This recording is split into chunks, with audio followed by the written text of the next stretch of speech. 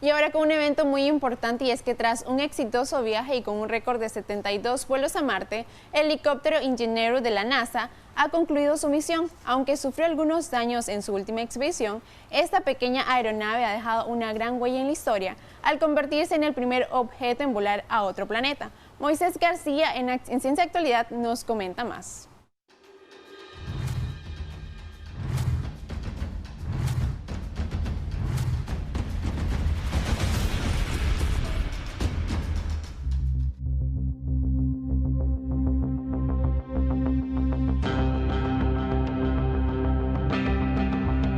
El histórico helicóptero de la NASA en Marte, Ingenuity, ha finalizado su misión en el planeta rojo después de superar expectativas. Aunque el aparato permanece en posición vertical y en comunicación con los controladores de nuestro planeta, las imágenes de su vuelo, enviadas la semana pasada a la Tierra, indican que una de sus hélices sufrieron daños durante su llegada y que ya no es capaz de volar.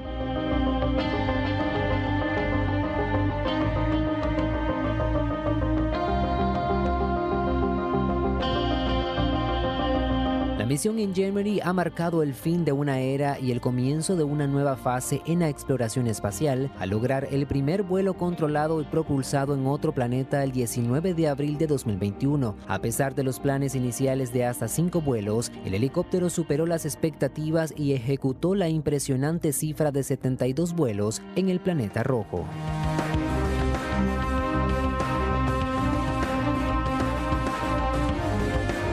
El aparato también demostró una notable adaptabilidad y resistencia durante su estancia en Marte, sobreviviendo a condiciones extremas desde tormentas de polvo hasta el frío intenso del invierno marciano. Afrontó también desafíos que obligaron a los ingenieros a replantearse y adaptar estrategias. La decisión fue anunciada por el administrador de la NASA, Bill Nelson, quien también rindió homenaje a sus logros y recalcó haber superado con creces lo que se creía posible y allanar el camino para futuros vuelos en nuestro sistema solar.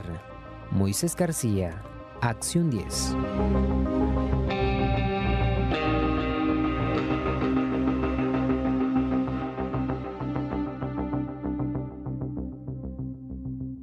Muchas gracias, Moisés, por este novedoso hecho. Ahora vamos con Anduriña a ver qué nos tiene preparado.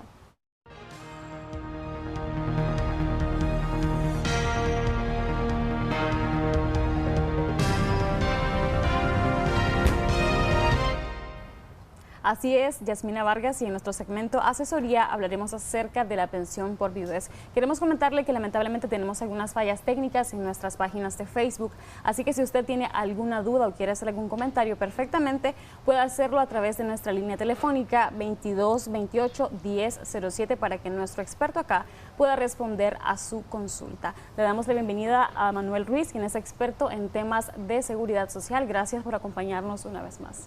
Muchas gracias. Estimados televidentes, que el Señor los guarde, que el Señor los bendiga. Cuidemos a los niños en este momento que se inicia el año lectivo y que este programa que la estimada Anduriña ha preparado sobre las pensiones de viudez, pues ustedes tengan la plena libertad de hacer todas aquellas preguntas de su interés. Muchas gracias. ¿A qué nos referimos cuando hablamos sobre pensión de viudez? La pensión de viudez se deriva por la muerte del afiliado hombre. Cuando el hombre puede ser que esté casado o acompañado y fallece este afiliado, entonces surgen una serie de beneficiarios destacando a la viuda, no importa la edad, puede tener 18 o 20 años, no importa la edad que tenga la viuda, los huérfanos. Hay que subrayar el asunto de los huérfanos o inválidos y las madres, de manera que se entiende como pensión de viudedad, es el término correcto, pero comúnmente llamémosle pensión de viudez cuando es el hombre el que fallece y es la mujer la que va a optar a esa pensión. ¿Cómo se establece el porcentaje que se le va a brindar a la mujer que queda viuda? Y también consultarle si la persona que muere debe cumplir con un número exacto de cotizaciones para que pueda aplicar a este derecho. Muy bien. En primer lugar, cuando fallece la persona, puede ser que esté activo, está trabajando, puede ser que esté cesante, desempleado, puede ser que esté pensionado, pensionado por vejez, pensionado por invalidez, pensionado por discapacidad. Y entonces, cuando está activo y es muerte natural, lo que vamos a ver hoy es muerte natural, una muerte no vinculada con un accidente de trabajo o una enfermedad profesional, porque estaríamos hablando de otro tema. Entonces, ¿cuál es el requisito? Que al momento de fallecer haya acumulado 3 años de cotización en los últimos 6. Y en el caso que no tenga los 3 años, que durante su vida laboral hubiese cotizado 5 años según el artículo 44 del reglamento. ¿Cómo se establece el porcentaje? La cuantía, nosotros en términos de seguridad social decimos prestaciones estatutarias. Ya sabemos nosotros que la viuda al momento de fallecer, a manera de ilustración, voy a recibir 100 córdobas de pensión, 50 córdobas para mi viuda, 25 córdobas para mi huérfano, y si tengo a mi madre o a una abuela o un abuelo, otro 25%. Pero la viuda recibe siempre el 50%. ¿Quiere decir que el otro 50% se podría dividir también entre los hijos, si hay hijos, más de uno?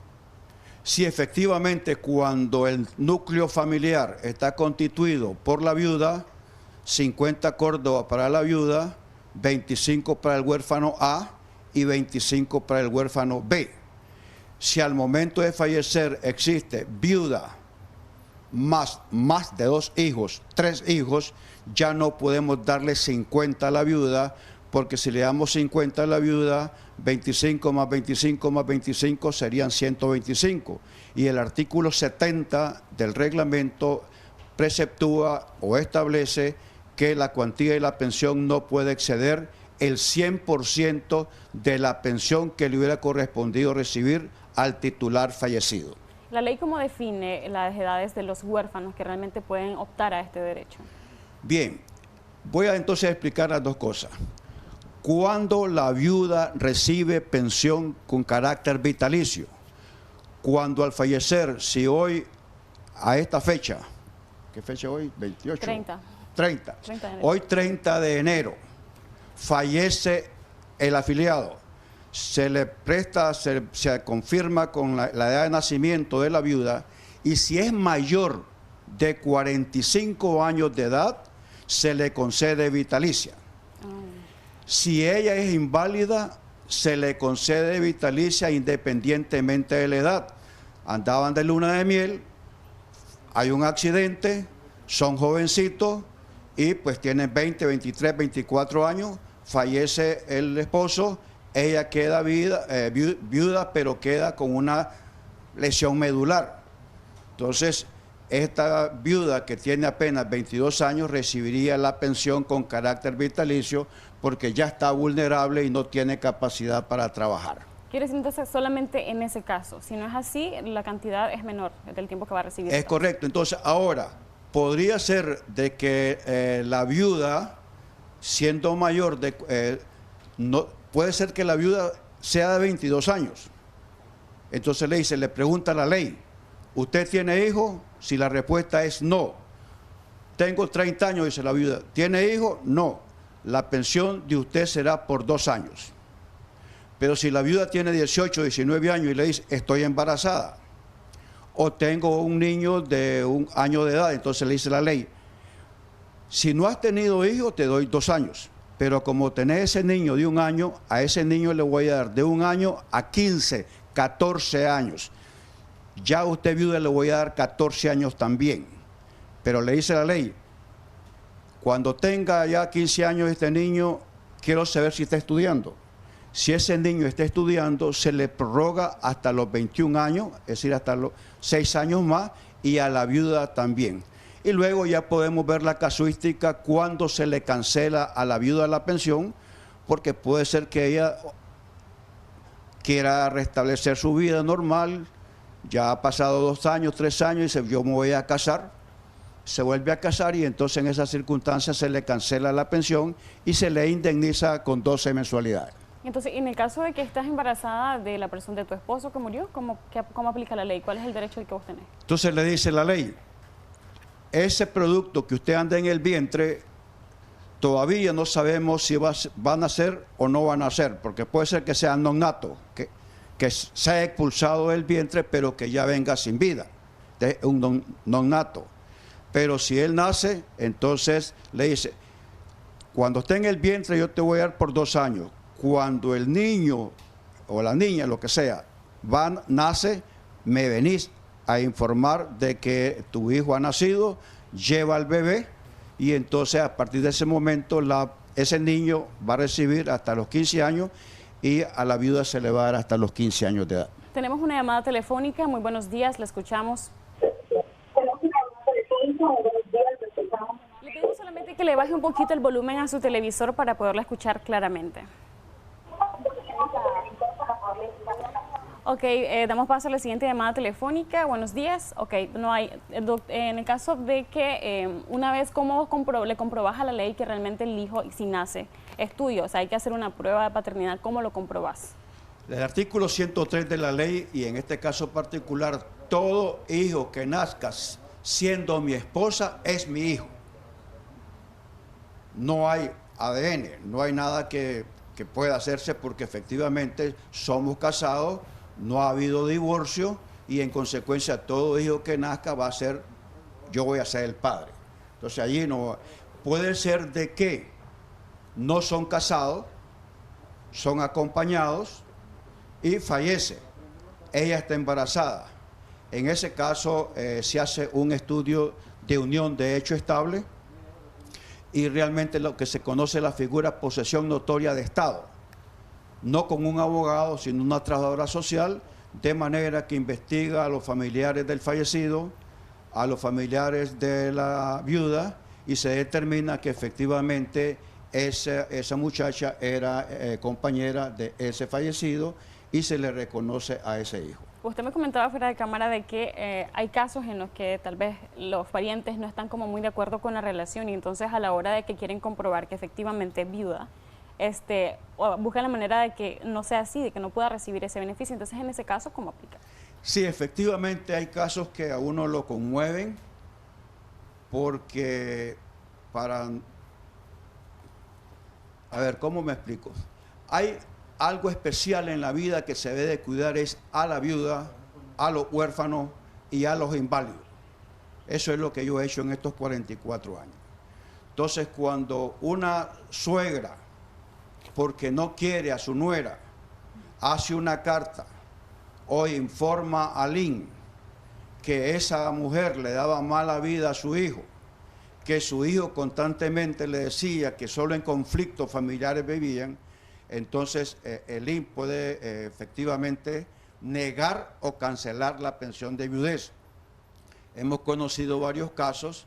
Es triste, muy triste cuando una viuda que tiene ya 48 años, de repente le dice que daba mala vida a su esposo, que lo maltrataba, y entonces por esas hay que hacer una investigación, pero cualquiera que sea el motivo, realmente yo aconsejo. Tuve una llamada de Ciudad Sandino en la que me decía, ¿qué debo de hacer yo para denunciarle? ¿Y por qué tiene que denunciar usted? Si usted no tiene nada que denunciar, es la viuda la que debe demostrarte que es viuda. Pero bueno, sí, efectivamente suceden esas cuestiones que no deberían de ocurrir, pero sí ocurren cuando la suegra o el suegro o algún familiar denuncia a esa viuda de que maltrataba a su esposo o compañero de vida. Don Manuel, queremos recordarle a nuestra audiencia de que ya estamos a través de Facebook, a través de Noticiero Acción 10 y también como Canal 10 Nicaragua para que usted pueda dejar sus comentarios, y también tenemos la línea telefónica abierta, el 2228-1007, para que pueda hacer su consulta. Solamente, bueno, tenemos una llamada telefónica. Buenos días, le escuchamos. Buenos días, una consulta. Fíjese que mi mamá ya hacía un par de años que enviudó. Mi mamá es minusválida, no tiene un cuerpo. Sí, es correcto. Si nos puede repetir, por favor. Lo que alcancé a escuchar es que hace 2 años quedó viuda, que fue lo que pude alcanzar a escuchar, pero no sé. ¿Aló? Sí, la escuchamos. Entonces resulta lo siguiente, mi mamá solo tuvo derecho al 50% de esa pensión porque supuestamente decían de que ella no estaba casada con mi papá.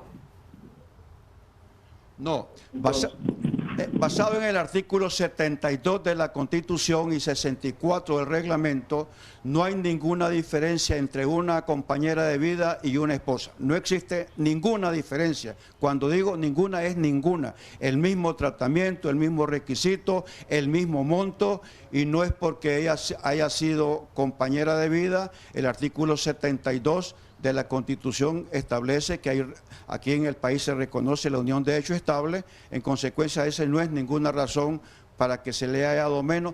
Podrán haber otras razones, pero no porque no haya sido esposa. ¿Cómo debe proceder entonces ella para que simplemente en la parte inferior de la resolución está la ley 290, artículos 48, 52 de la ley 290, en la que le dice el IN, si usted no está de acuerdo con la resolución que yo le he otorgado, tiene 15 días para apelar, se hace el recurso de revisión, recibe la respuesta, recurso de apelación ante el presidente ejecutivo, el presidente ejecutivo dice que está bien negada, tiene un mes para irse al consejo directivo, allí se agota la vía administrativa y se va a la segunda instancia por la ley 290 o por la ley 350 también, de manera de que tiene todos los recursos administrativos y judiciales para que pueda reclamar sus derechos. Tomando en cuenta estos aspectos que está mencionando, entonces, ¿cuáles serían otros requisitos que con los que debería de contar para poder efectivamente tener el derecho a esta pensión por viudez? Llamémosle matrimonio perfecto. Hombre y mujer, muere, casado, sí, estoy casado. Bueno, no hay problema. No son casados. Recuerden que está el Código de la Familia. Para que haya unión de hecho estable, artículo 72 de la Constitución, ella debe ser soltera, él debe ser soltero, porque si el hombre es casado con otra mujer, no hay unión de hecho estable nunca. Porque puede ser que yo estoy casado, pero tengo la obligación, yo me impuse la obligación de irle a dejar dinero a mi esposa. Estoy en otro núcleo familiar viviendo con esa compañera. Esa fue la razón de que yo me separara de mi esposa. Estoy con la otra compañera. Si yo fallezco y se demuestra, mi esposa demuestra que yo le pasaba dinero, la pensión de viudez se le da a la esposa y no se le da a la compañera. Cuando no son casados y están en unión de hecho estable, la ley nuestra dice 2 años. 5 años. El Código de la Familia dice 5. Si hay unión de hecho estable, compañera de vida o conviviente, se le otorga la pensión a esa compañera en las mismas condiciones como si fuese esposa. Don Manuel, tenemos algunas consultas a través de nuestra página de Facebook. Una de ellas es buenos días. Bueno, pero antes vamos a darle pase a una llamada telefónica. Muy buenos días, le escuchamos. Buenos días, adelante.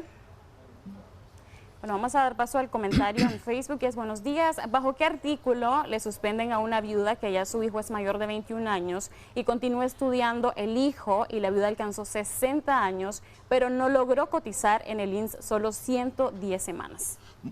Muy buena pregunta, artículo 64. Se le otorga la pensión a esa viuda que era menor de 45 años, pero tenía ese hijo. El hijo puede ser brillante, pero a los 21 años se cancela la pensión para el huérfano y se cancela la pensión para la viuda. Y le dice la ley, usted viuda, si al cumplir 60 años usted no recibe pensión por parte del INS, yo le reactivo la pensión de viudez. Repito, cuando falleció el esposo compañero de vida, esa viuda era menor de 45 años de edad. Al momento que se cancela la pensión de viudez, queda el derecho latente, ahí está el derecho, solo esperando que llegue a cumplir 60 años. A los 60 años llega la viuda, vengo a solicitar mi reactivación de pensión de viudez. Perfecto. Inmediatamente se determina si tiene o no tiene derecho a la pensión o de invalidez o de vejez. Si no tiene el derecho, la pensión se le reactiva con carácter vitalicio.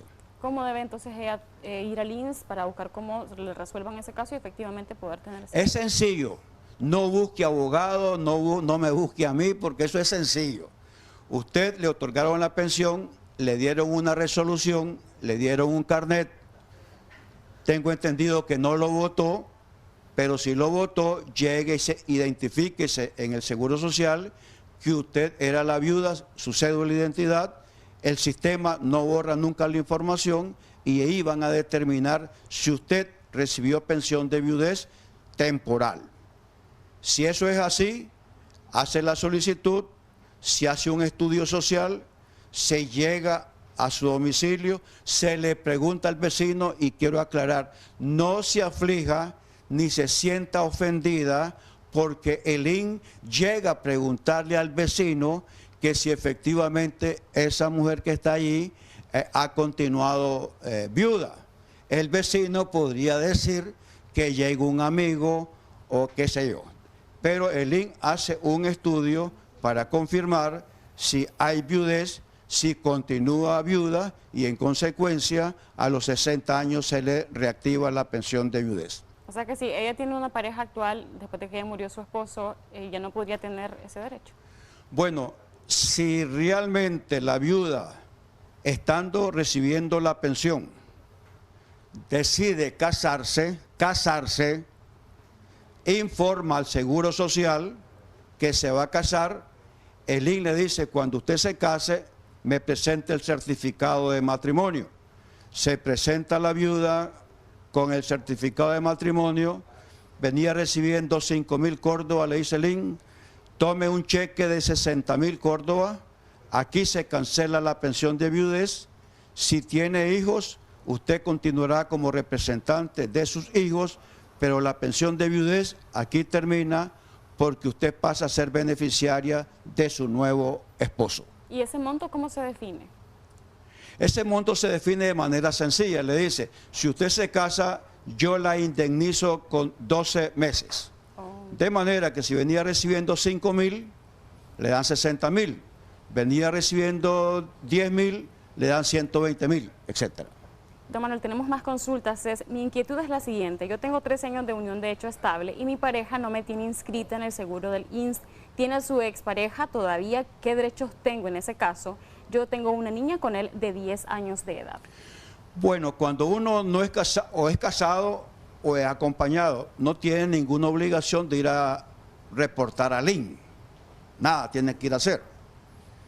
Es cuando uno se muere. Si él tiene 2 compañeras, 2 o 3 o 4, la que usted quiera ponerle, 2 o más, y al momento que él fallece, se aparece una en Managua solicitando la pensión de viudez, esta que tiene una niña.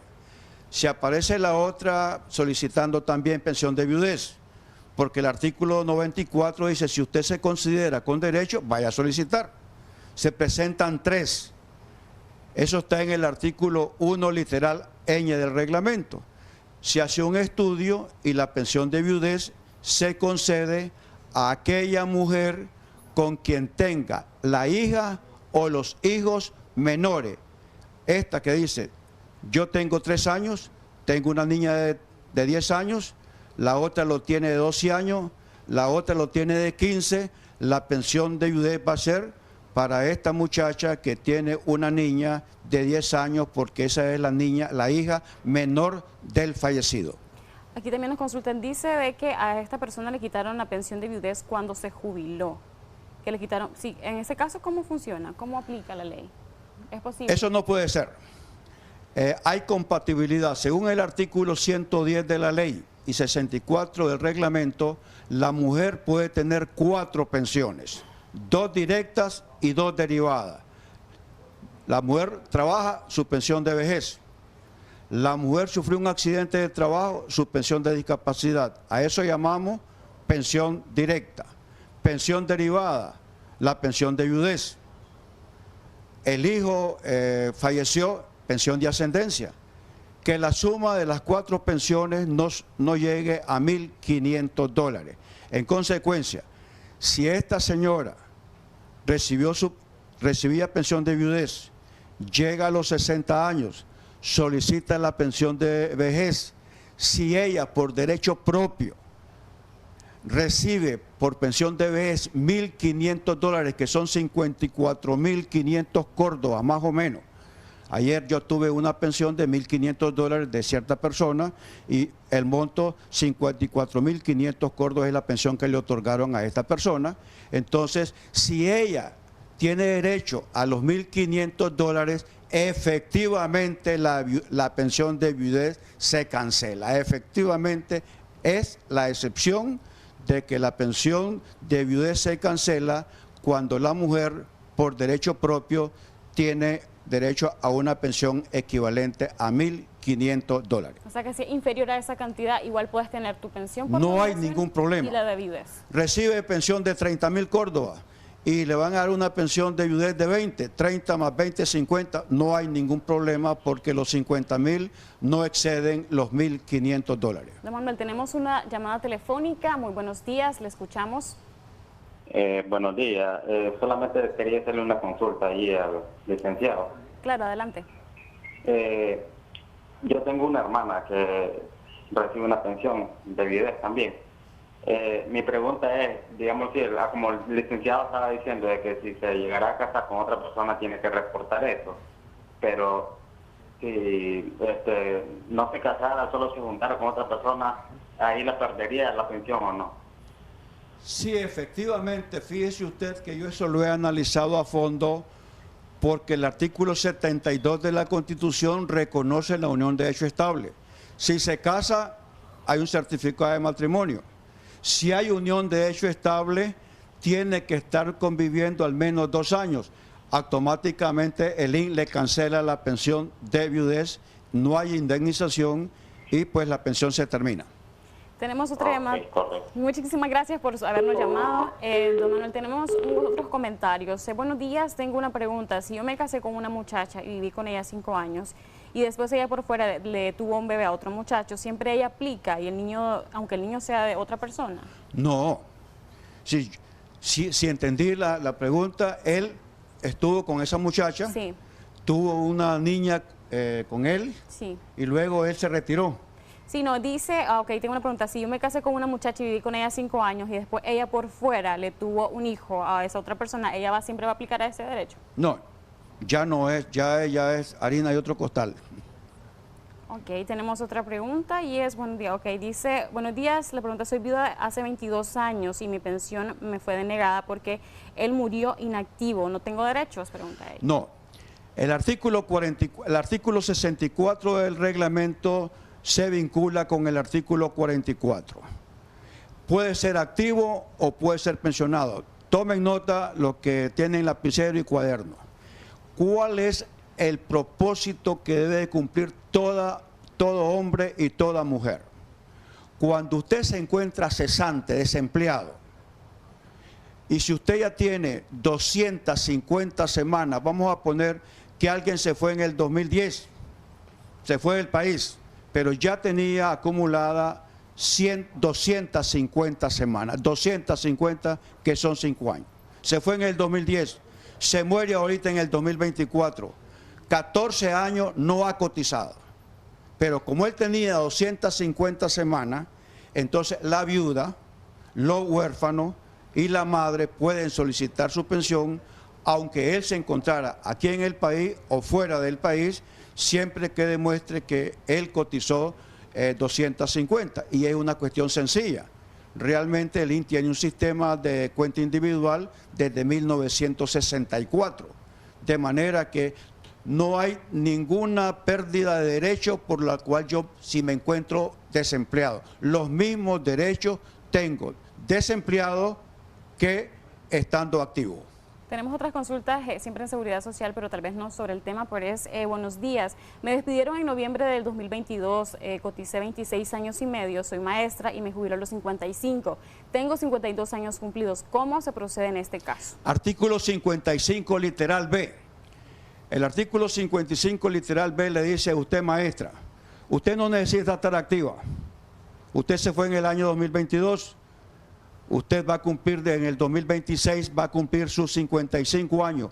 usted se presenta con su cédula de identidad, pida en este momento su cuenta individual, confirme en la cuenta individual que el INS le otorga en menos de 2 minutos, confirme todo su registro de semanas cotizadas y solo espere cumplir sus 55 años de edad. De manera de que usted no va a tener ningún problema por el hecho que esté cesante o desempleada, que tenga 53 años en este momento. Cuando cumple los 55 años, usted no va a esperar 60, usted a los 55 años, artículo 55, literal B, usted va a optar a la pensión de vejez únicamente con su cédula de identidad. Dice que tiene 52, si mal no recuerdo. Sí, 52 años. Tiene que esperar 3 años. Tiene que esperar 3 años. Igual siempre procede bajo el proceso que usted ya mencionó, ¿no? Sí, es que en el caso de los maestros tenemos la ley 114, artículo 35, tenemos la ley 100, es decir, hay varias leyes que benefician y ya está eso aclarado de que no requiere los docentes estar activos para acceder a la pensión a los 50. El hombre no es así. En el caso del hombre no funciona como funciona para las mujeres. Entonces, Siempre explico maestro. el caso para la mujer. Ok, en el caso de que la persona que murió recibía tal vez pensión reducida, don Manuel, ¿en ese caso también tiene ese derecho o no? No hay ningún problema. El INS tiene 17 tipos de pensiones de vejez. La pensión de vejez reducida está en la ley 900 y el artículo 56. Si Juan Pérez, recibiendo su pensión de vejez reducida, fallece, vaya al INS para que le den la caja y lo entierre. Usted viuda, tramite su pensión de viudez, va a recibir la mitad de la pensión que estaba recibiendo su esposo o compañero de vida. Si es mayor de 45 años, le van a dar su pensión con carácter vitalicio. No hay ninguna diferencia entre tener pensión de vejez reducida o pensión de vejez anticipada o pensión de vejez ordinaria. Perfecto, muchísimas gracias, don Manuel. Sus últimas recomendaciones para nuestros televidentes y también nuestros internautas que se conectaron a través de Facebook. Recomendación final, hombre o mujer, pidan su cuenta individual. Si van a estar aquí o van a ir fuera del país, si usted tiene 250 semanas, váyase tranquilo. Si no las tiene, la primera remesa que usted envíe es para que usted vaya y su familia vaya, lo afilie al seguro facultativo, complete las 250 semanas y con eso usted se va a garantizar que donde esté, si queda inválido o fallece o cumple sus 60 años, usted tendría derecho a ese tipo de pensión. Muchísimas gracias, don Manuel Ruiz, experto en temas de seguridad social. Por supuesto, agradecemos a quienes se conectaron a través de Facebook. Ya nos consultaban sobre sus contactos, doctora, aparecen en pantalla el correo electrónico también para que usted pueda hacer su consulta de manera individual. Así hacemos un corte comercial, enseguida regresamos.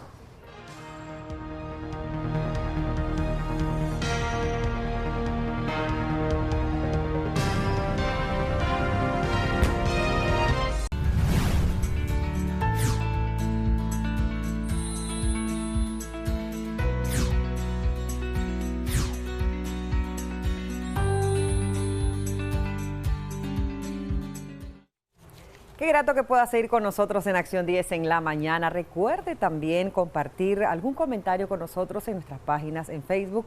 Estamos como Canal 10 Nicaragua y Noticieros Acción 10. Doctora Nicole Tijerino Mendoza ya está con nosotros en el estudio para conversar sobre un tema muy común, bastante interesante y que debemos los padres de familia o tutores, sobre todo en la familia, poner mucha atención, y es el bullying y comparaciones de padres hacia sus hijos. Eso se da mucho en las familias también. Ella nos va a dar las recomendaciones necesarias. Bienvenida, doctora. Buenos días, Odilis. Buenos Siempre días. súper contenta de estar por acá y compartir con usted también este espacio. Doctora, muchas gracias. Hemos escuchado bastante el bullying que se da en los centros de estudio, en los colegios, más ahorita que recién iniciamos las clases. Pero eso empezará también desde casa, cuando empezamos a comparar a los hijos. Un hijo con otro hijo o en la familia, mi hijo hace más cosas que el tuyo, mi hijo cuando tenía esa edad ya hablaba, a esta edad el tuyo no habla.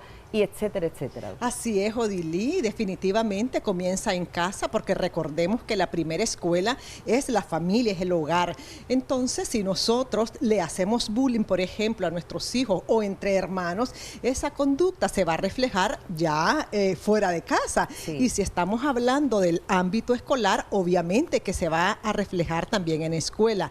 ¿Qué es lo que sucede en la familia? Muchas veces comparamos. Si tenemos 2 o más hijos, tratamos de comparar. A aquel que tiene muchas más habilidades, entonces le decimos al otro, fíjate en tu hermano, mira, ¿por qué no haces las cosas iguales? Y comenzamos a decir cosas para que sea como un referente para su hermano. Pero eso no es correcto, porque cada persona tiene sus propias habilidades, sus capacidades, y tenemos que dejarlo que vaya siendo él. Porque de pronto los niños, si estamos hablando de los más pequeños, y le decimos, es que vos no podés hacer bien las tareas, mira tu hermano, seguí el ejemplo de él. ¿Qué es lo que estamos haciendo? Calándole su estima personal. Y eso hace que el niño vaya creando en su mente que él tiene que ser otra persona para poder ser aceptado y amado por sus padres. Por eso las comparaciones no son correctas, son insanos para el bienestar sano de todo niño, de todo adolescente y de toda persona dentro del núcleo de la familia. Doctora, cuando nosotros hablamos de comparaciones, si bien es cierto, igual que los embarazos son distintos, también nuestros hijos van a ser distintos. ¿Cómo tratar de combinar esto y evitar caer en comparaciones? Mire, yo creo que una de las primeras cosas es la educación con el respeto. Si nosotros como padre de familia no educamos a nuestros hijos con lo máximo que hay, que es el respeto, entonces desde ahí nos estamos violentando, estamos humillando y estamos manoseando a nuestros hijos. Entonces, tomar en consideración que cada persona es diferente, y aunque sean hermanos gemelos, Odilí, pueden ser, pero son totalmente diferentes en temperamento, en carácter, en habilidades, en personalidad, conciencia, en todo. Y a veces me preguntan, pero sí están siendo formados por los mismos padres. Sí, pero son personas totalmente diferentes. No le podemos pedir que sea igual a la otra persona porque no es copia. Entonces tenemos que dejar que nuestros hijos vayan creciendo y que se equivoquen también, porque a veces queremos que sean igualitos al que es más destacado.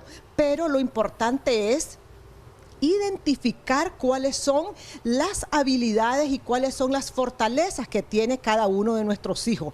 Ahora bien, cuando le hacemos bullying, y el bullying en la familia casi siempre se enfoca a la broma, a los apodos. Así. Hay quienes me dicen, mire, es que un mal apodo, entonces yo me pregunto, ¿y es que existen los buenos apodos? Apodo es apodo, ya, ¿verdad? Sí. No existe el bueno, sí, porque eso te va a calar. Y hay niños que te dicen, es que a mí no me gusta que me digan, un ejemplo, no me gusta que me digan pelón, pero lo sigue haciendo. No me gusta que me toque mis caderas, pero lo sigue haciendo. Eso es bullying. Okay. Eso es manoseo. Y aunque sea mi hijo, yo debo de respetar. A veces, por ser pequeños, es que tiene 5, no importa, 5, 6, 7, 8, pero es un ser humano, nada más que en chiquito. Lo que pasa es que creemos que por ser niños no sienten, pero los niños, igual que los adultos, tienen sentimientos. Doctora, ¿cómo orientar también a los padres de familia o también a los hermanos? Porque también los hermanos vienen y dicen, como es el más pequeño,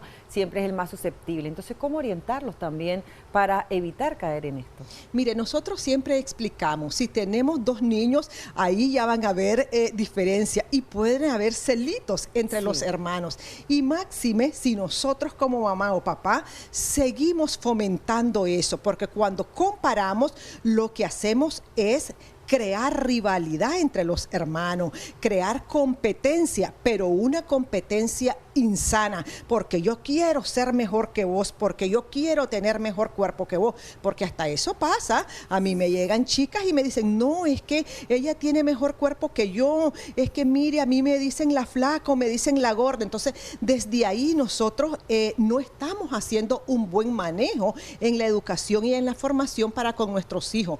Entonces, saber que cada uno de nuestros hijos tiene su propia individualidad y su forma de ser y debemos de respetarlo, porque ¿qué es lo que sucede, Odilí? Si nosotros constantemente los estamos comparando y queremos que sea la copia del otro, le estamos pidiendo que dejen de ser ellos y que pierdan su esencia. Entonces, ¿cómo los vamos a preparar para la vida? Sí. ¿Cómo van a ser personas adultas? Personas inseguras, personas que van a estar pidiendo aprobación para todo. Entonces, necesitamos darle esa confianza desde el núcleo de la familia. Doctora, vamos a leer algunos mensajes que están en nuestra página en Facebook como Acción 10. Me encanta escuchar y también escuchar a la doctora. Bendiciones de lo alto, saludos muy especiales a todos. Muy buenos días, buena programación, nos dice, muchísimas gracias. A las personas también que nos escriben, muchísimas gracias también. Y por cierto, doctora, también las consultas que van dirigidas a cómo hacer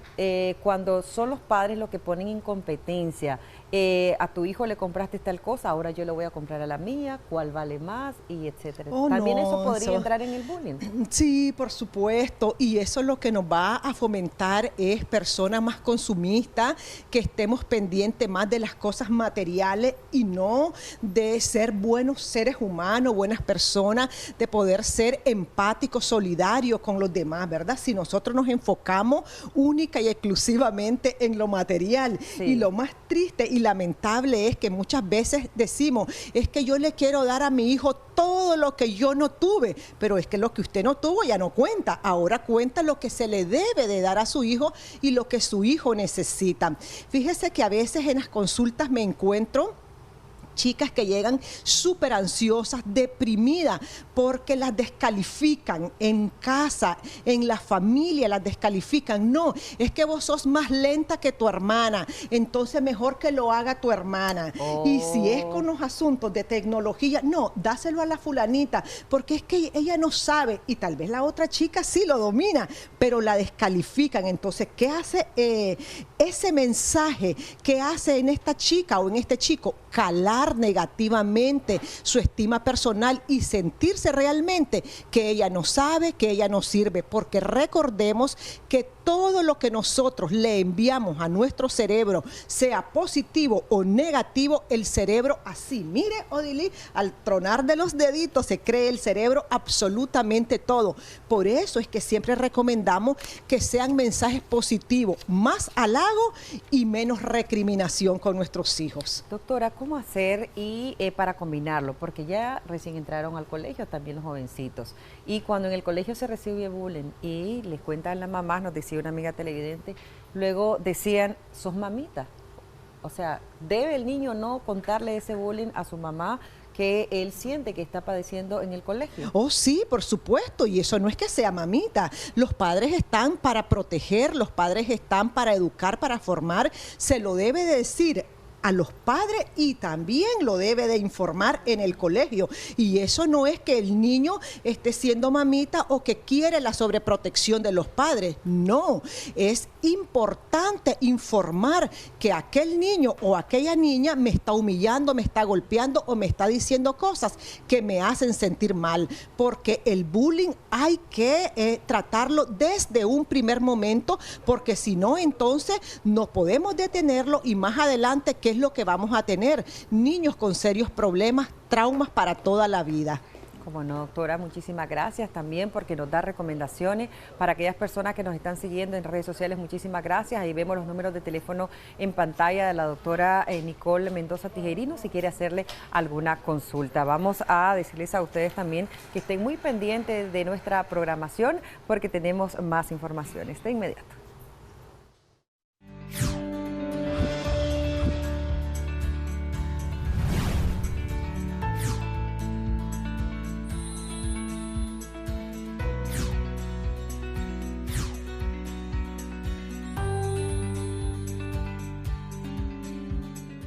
Es momento de llevarles información importante, por supuesto, para los padres de familia. Hoy en Hagamos Cuentas, Yasmina Vargas, hablaremos sobre las mesadas, esa porción de dinero que cada cierto tiempo se les da a los hijos. Así es, y es que cuán prudente es hacerlo, cuál es el objetivo de este acto. Christopher Guevara conversó con una experta en finanzas y acá tenemos sus recomendaciones. Adelante.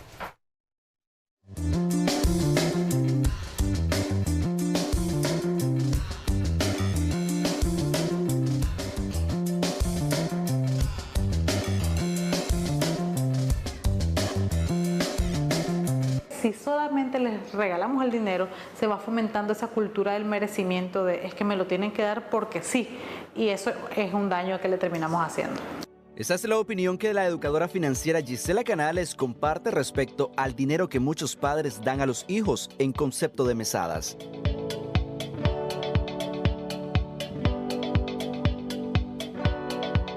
Para la experta, este es un tema de mucho recelo financiero, ya que sugiere que este acto de dar dinero cada cierto tiempo debe tener el objetivo, y es el de hacerles entender desde corta edad que se gana y no es un regalo como tal.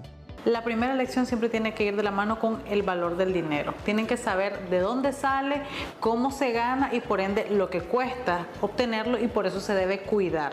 Mientras que si no hablamos, solo le damos el dinero, pero no le damos educación financiera. Y estoy hablando de conversar con ellos y mostrar con el ejemplo, ¿verdad? Predicar con el ejemplo. Ellos van a tener ideas erradas sobre qué hacer con ese dinero. Van a creer que el dinero que viene a la mano es para gastar. Las mesadas pueden ser la oportunidad para crear hábitos financieros para cuando lleguen a la edad adulta. El implementar ciertas tareas hogareñas pueden servir para esta dinámica familiar. Mi recomendación para quienes están pensando, le quiero dar mesada, pero no sé si es buena idea, no regalar dinero a los niños porque sí. ¿Por qué? Porque entonces ellos no se dan cuenta de lo que costó adquirirlo. Si vos querés que ellos empiecen a usar dinero para llevar a la escuela, por ejemplo, o que aprendan a administrar, que se aprendan a ganarlo de forma simbólica, supongamos, cosas que no sean tu responsabilidad. Por recoger sus juguetes no les vas a pagar, pero por quizás ayudarme a mí a arreglar mis camas, que no es responsabilidad del niño ni de la niña, pues te voy a pagar todos los días. Si lo haces todos los días conmigo, te voy a pagar, por decir un número, 20 córdobas a la semana. Entonces, cuando ese niño o esa niña tenga ese dinero producto de su trabajo, te aseguro que va a buscar cómo darle un mejor uso, hacerlo rendir más, porque sabe que no se lo regalaron, sino que se lo ganó. Aunque hay padres de familia que consideran a bien dar el dinero de acuerdo a las necesidades de un niño, hay otros que consideran que es importante concientizar en el esfuerzo que demanda obtenerlo. Pues en lo personal a mí no me gusta malacostumbrarlos dándoles dinero, porque con el paso del tiempo, siempre que ellos hagan algo bueno, van a querer que yo les pague, por decirlo así, que les pague por la acción que ellos están realizando. Yo no pienso darle dinero a mis hijos por cada cosa que hagan. Hay cosas que se deben hacer en la casa porque eso es parte de la familia. Y no quiero mal acostumbrarlo a eso. El dinero cuesta, Christopher. Christopher Guevara, Acción 10.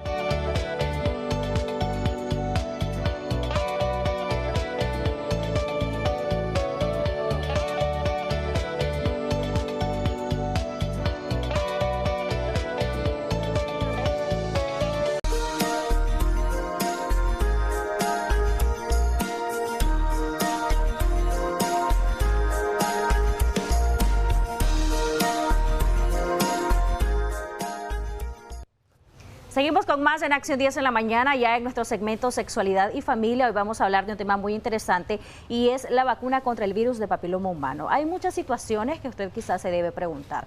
¿Quiénes se deben vacunar? ¿Solo las personas o las niñas que están en la pubertad o las adolescentes? ¿Una mujer joven o adulta no se debe vacunar? En fin, tantas dudas. Recuerde participar con nosotros a través de nuestra transmisión en Facebook. Nos encuentra como Canal 10 Nicaragua y también como Noticiero Acción 10. Ahí estamos transmitiendo en vivo para ustedes. Ya nos acompaña como todos los días la doctora Xochitl Centeno. Bienvenida, doctora. Un placer que esté con nosotros y hablar de este tema tan importante, porque incluso en nuestro país ya se está implementando el poder vacunar por una iniciativa gubernamental a las niñas que están pues previo al inicio de su vida sexual, que en unos años van a iniciar vida sexual, y es importante que estén protegidas contra el virus de papiloma humano. Entonces, por ahí quiero que iniciemos, doctora, la importancia de la vacuna y si se le debe poner a las niñas, a las que están en la pubertad o a las que están en la adolescencia o también mujeres jóvenes. Buenos días, gracias por la invitación. Sí, por iniciativa gubernamental tenemos que desde el año pasado se está aplicando la vacuna bivalente, ¿verdad?, para virus de papiloma. En Estados Unidos, ambas organizaciones, la FDA, que regula alimentación y medicamentos, y el CDC, que es un ente regulador, se aplica la vacuna desde los 9 años, ¿verdad?, hasta los 46 años. es un esquema amplio de vacunación. Se dice que lo ideal sería entre los 11 y 12 años, pero es por el hecho de que la paciente pueda tener la vacuna antes que inicie una vida sexual activa. Sin embargo, vamos a quitar el mito de que aunque nosotros ya tengamos relaciones no podemos utilizarla. Sí se puede utilizar. Existen más de 40 serotipos de virus de papiloma humano y lo que hace la vacuna es básicamente actúa como cualquier vacuna, es para que nuestro cuerpo reconozca el virus y tenga una mejor respuesta inmunitaria al mismo. Entonces, aunque nosotros ya hayamos tenido contacto sexual con un serotipo, la vacuna nos puede proteger de serotipos de alto riesgo. Y nosotros siempre vamos, ¿verdad?, a promover el hecho de que no tengamos miedo de que las adolescentes se apliquen su vacuna y si se pueden completar el esquema incluso con la vida adulta. Y esto es muy independiente al inicio o no de la vida sexual activa, ¿verdad? Lo ideal es que desde la adolescencia. Ok, cuando dice completar el esquema, doctora, ¿cuántas dosis son? Normalmente si aplicamos una vacuna antes de los 15 años, cuando se está haciendo, ¿verdad?, a partir del esquema en adolescente, se pueden completar 2 dosis. Sin embargo, si lo hacemos después, ¿verdad?, de los 26 años en adelante, por ejemplo, existen esquemas de hasta 3 dosis. ¿Cómo se aplica? Bueno, si usted se la pone hoy, se la pone la segunda en 2 meses y la tercera a los 4 meses de la segunda o 6 meses de la primera. Entonces ahí completamos 3 dosis. Otra pregunta que se hace frecuente es ¿cuánto tiempo protege? En realidad da una larga protección. Se han hecho estudios donde se hacen, por así decirlo, se verifica a los 6 años de aplicada la vacuna y todavía ofrece protección en ese rango de tiempo. Entonces lo ideal es que la tengamos, ¿verdad?, igual como rutina, como cualquier otra vacuna. Cuando los niños nacen nos dan un esquema completo de vacunación. Entonces nosotros también podemos considerar el hecho de aplicar la vacuna contra el VPH. Ok, tenemos comentarios en nuestra transmisión en Facebook, doctora. De hecho, hay bastantes amigos que nos están sintonizando a través de esta transmisión. Preguntan si una niña de 11 años que no ha tenido su menstruación aún puede vacunarse contra el virus de papiloma humano y cuántas dosis es lo indicado. Perfectamente, idealmente la que se está aplicando ahorita es unidosis, se puede dar un refuerzo, ¿verdad? Y hacerlo 2 dosis porque tiene menos de 15 años. Las contraindicaciones para la vacuna es, o sea, ¿en qué condiciones no se pueden poner? Pacientes embarazadas, definitivamente no, porque no hay estudios durante el embarazo. Y pacientes que tienen enfermedades graves. Si usted tiene una enfermedad grave que la tiene postrada en una cama, pues no es lo ideal aplicar la vacuna en ese momento, ¿verdad? Entonces, como vemos, las contraindicaciones son bien absolutas y bien mínimas. Cualquier paciente lo puede utilizar. También se puede utilizar en varones. Si usted tiene acceso de vacunar a su niño, pues también lo puede hacer perfectamente. Qué bueno. De hecho, hay una pregunta en esa línea, doctora. Buen día, nos dice una amiga que nos está sintonizando. ¿A qué edad se le debe de aplicar a los varones para que no propaguen el virus? Bueno, en el mismo, digamos, intervalo, ¿verdad? De los 9 a los 46 se puede aplicar, ¿verdad? Siempre se le puede aplicar a todos los pacientes. Sin embargo, pues recordemos que la vacuna para el VPH lo que nos protege es del cáncer que se produce secundario o producido por el virus de papiloma. Entonces tenemos el cáncer cervicuterino, que es la principal causa de muerte por cáncer en nuestro país. Puede haber cáncer de vagina, de vulva, de ano, en los varones de pene y de garganta. Entonces, valdría la pena que si usted puede vacunar a su varoncito, pues también lo haga.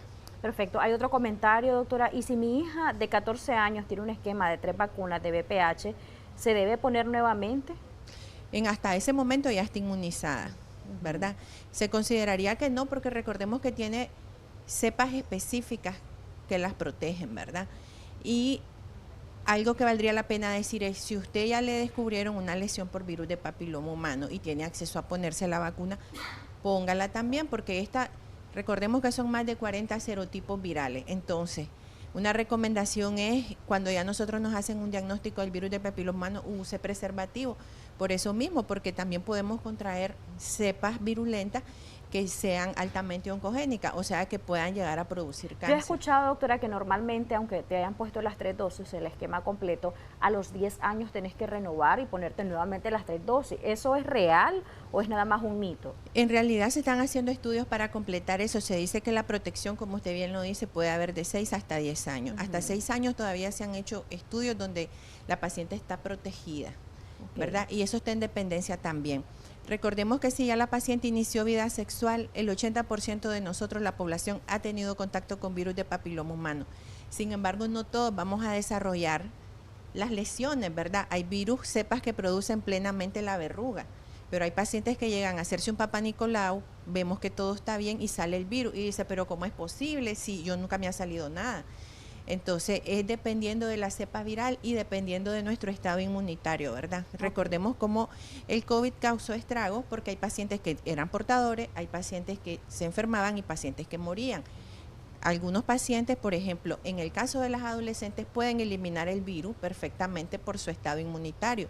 Sin embargo, la vacuna le confiere protección para virus de papiloma de alto riesgo que ellas puedan contraer en un futuro. O sea que hay pacientes que pueden tener el virus de papiloma humano y son asintomáticos.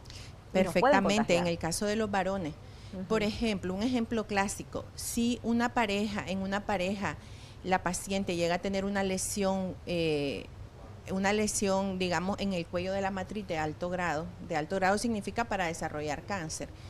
La pareja de la paciente es portadora del virus. Si esa pareja contrae relaciones con otra pareja, perfectamente le transmite ese tipo viral a la pareja actual que tenga. Entonces es importante saber los antecedentes, ¿verdad?, de nuestras parejas para ver qué tanto riesgo tenemos de desarrollar una lesión. Ok, tenemos otro comentario. Consulta a la doctora, si una pareja tiene más de 40 años de edad, ambos tienen más de 40 años, ¿debe ponerse la vacuna aún? ¿Es importante hacerlo o ya no?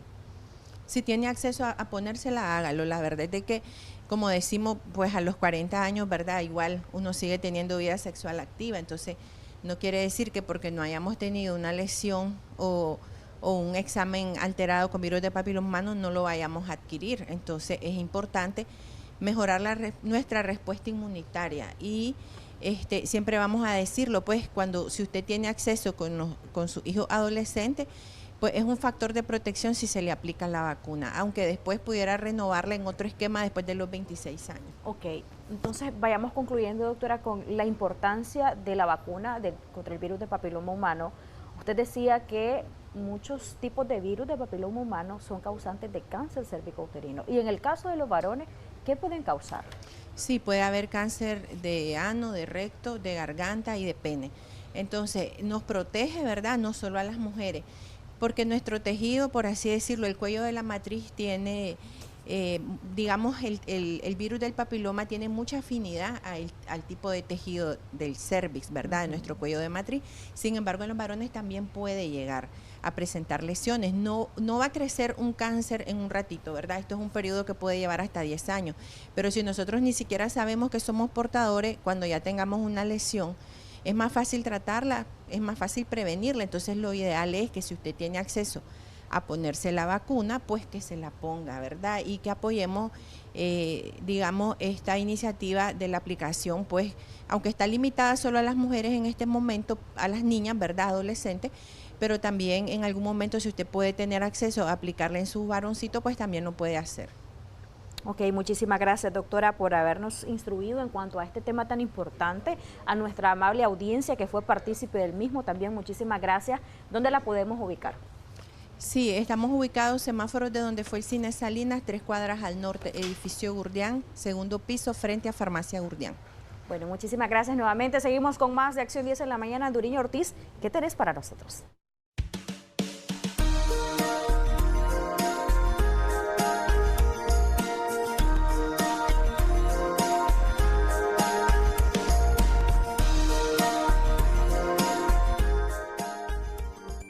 Pasamos al pronóstico del tiempo porque un sistema de aire frío descendiendo por la parte de Honduras estará provocando ambientes nublados y posibilidades de lluvias en algunas zonas del Caribe nicaragüense. Christopher Guevara, pasamos con vos. Comentanos qué más debemos esperar en las próximas horas como efecto del tiempo. Adelante.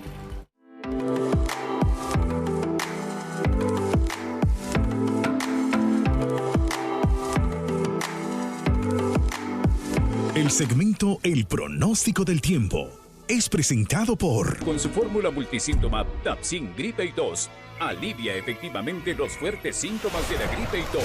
Todos somos guerreros de la gripe con Tapsin. Muy buenos días, bendecido martes para ustedes. Es momento de conocer el pronóstico del tiempo correspondiente a las próximas horas.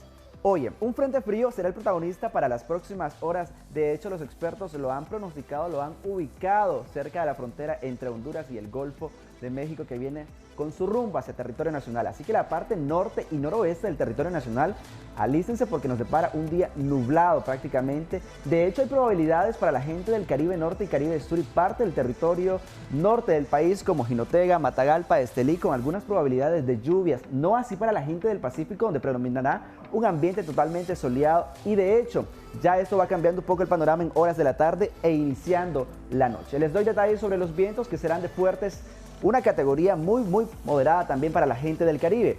Para la gente del Pacífico, la dirección será de noroeste a este con 10 a 25 kilómetros por hora, mientras las rachas podrían extenderse en un intervalo hasta los 40 kilómetros por hora. Gente de la región central de noroeste a norte con 10 a 20 kilómetros por hora y las rachas superando inclusive los 45 kilómetros por hora en tiempos de lluvia. Y la gente del Caribe de norte a noroeste con 10 a 20 kilómetros por hora y las rachas comprendiendo, escuche bien, hasta los 55 kilómetros por hora. ¿Qué sugieren los expertos? Bueno, tomar mucha precaución en alta mar, ya que los oleajes podrían superar inclusive los 2 metros de altura y la velocidad también, mucha precaución. Vamos a hablar ahora sobre las máximas. Se refiere a los calores diciendo presente en este martes. Vea usted que la gente del Pacífico entre los 27 y los 35 grados Celsius. Y es que hay que, escuchen muy bien, la gente del Pacífico predominará un ambiente totalmente soleado, como lo han pronosticado los expertos. De hecho, entre jueves y viernes los pronósticos podrían nuevamente debido a una alta presión atmosférica oceánica predominando sobre territorio nacional.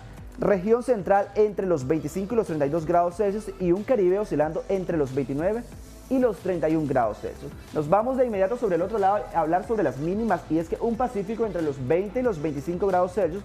Por supuesto, Carazo será la gente más afectada en cuanto a frío se refiere, así que hay que abrigarse, y por supuesto los pueblos blancos de municipios de Masaya. Región central entre los 17 y los 23 grados Celsius, Jinotega, gente de Estelí y por supuesto Matagalpa a abrigarse lo suficiente porque las temperaturas están bajando gradualmente. Gente del Caribe entre los 22 y los 24 grados Celsius, por supuesto condiciones como de costumbre en las últimas semanas que podría marcar en el termómetro hasta los 22 grados Celsius. Y aquí les comento que este segmento está siendo presentado por Tapsin Gripe y Tos y su fórmula multisíntomas, que efectivamente alivia los más molestos síntomas de la gripe y tos. Todos somos unos guerreros de la gripe con Tapsin. Finalizo comentando sobre las posibilidades de lluvias. Gente del Pacífico soleado por la mañana, por supuesto el sol será el protagonista para la gente del Pacífico. Sin embargo, como les introducía, ya al finalizar la tarde será parcialmente nublado y algunas lluvias débiles un tanto ocasionales para la gente de Carazo y gente de Masaya. Región central parcialmente nublado a nublado con lluvias ligeras en varias partes, principalmente el norte del país, debido a la posición geográfica y también la vegetación que tenemos por esa zona. Y gente del Caribe de nublado con lluvias en varias partes del país mayormente, y serán un tanto débiles a ocasionales, según la madre naturaleza, principalmente acá en la franja costera. Tenemos las altas presiones atmosféricas oceánicas dándonos calores pero bárbaros en horas del día, pero también vientos fuertes y también de categoría de moderados, y no descartamos algunos lluvias y por supuesto ambientes nublados para la gente del Caribe. Hasta acá el reporte, buenos días.